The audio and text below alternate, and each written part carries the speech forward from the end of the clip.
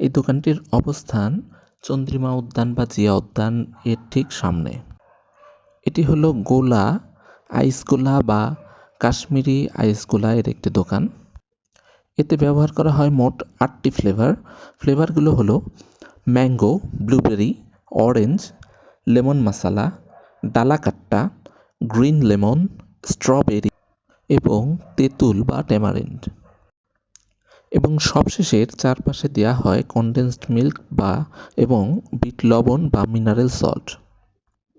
গোলা 3 রকমের হয়, 40 টাকা, 50 টাকা এবং 60 টাকা। 40 টাকায় 4টি ফ্লেভার, 50 টাকায় 6টি ফ্লেভার এবং 60 টাকায় 8টি ফ্লেভার পাওয়া যায়। শরীরের জন্য কোনো ক্ষতিকর উপকরণ বা উপাদান বা কেমিক্যাল এতে ব্যবহার করা হয় না।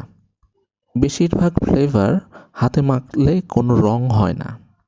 বেশিরভাগ ফ্লেভার এসেছে ইন্ডিয়া, চায়না বা ফরেন কান্ট্রিগুলো থেকে, যে কারণে এগুলো বেশ দামি।